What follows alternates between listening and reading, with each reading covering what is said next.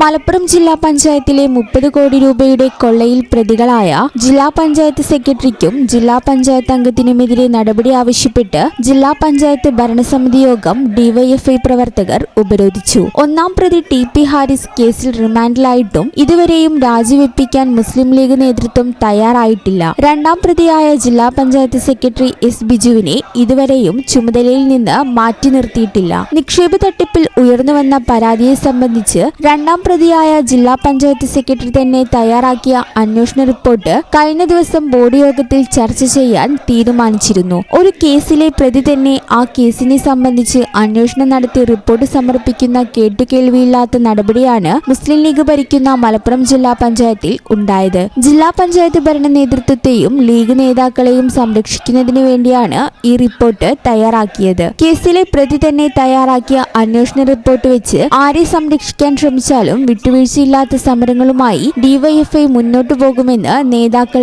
അറിയിച്ചു. സമരത്തിന് ഡിവൈഎഫ്ഐ ജില്ലാ secretary K Shyam Prasad, C Ilyas, T Saifuddin, C K Vibeesh, M Rajeesh, Harikrishnapal എന്നിവർ നേതൃത്വം നൽകി. നടപടികളുമായി മുന്നോട്ട് വന്നു. ഈ കേസ് അന്വേഷിക്കുന്ന മലപ്പുറത്തെ സിഐ, അതോടൊപ്പം തന്നെ ഡിവൈഎസ്പി ഉൾപ്പെടെയുള്ളവർ വളരെ ശക്തമായ നിയമ നടപടികളുമായി മുന്നോട്ട് പോയി. അതിന്റെ ഭാഗമായി രക്ഷപ്പെടാൻ ശ്രമിച്ച ഈ കാട്ടുകൊള്ളയ്ക്ക് നേതൃത്വം നൽകിയ ഏജന്റായി പ്രവർത്തിച്ച ജില്ലാ പഞ്ചായത്ത് അംഗം ടി.പി. ഹാരിസിനെ അങ്ങ് മുംബൈ എയർപോർട്ടിൽ വെച്ച് ഈ കേരളത്തിലെ പോലീസ് പിടികൂടി ഇവിടെ തുറങ്കിലടച്ചിരിക്കുന്നത് കഴിഞ്ഞ ദിവസങ്ങളിൽ നാം കണ്ട വാർത്തയാണ്. എന്നാൽ ഇവിടെ ഒരു ജില്ലാ പഞ്ചായത്ത് സെക്രട്ടറി ഉണ്ട്.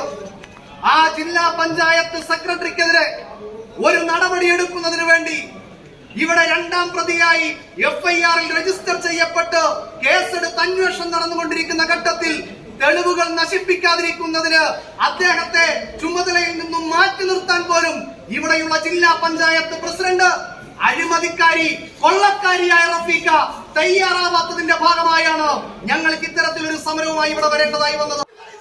ഈ ചാനൽ ന്യൂസ് മലപ്പുറം.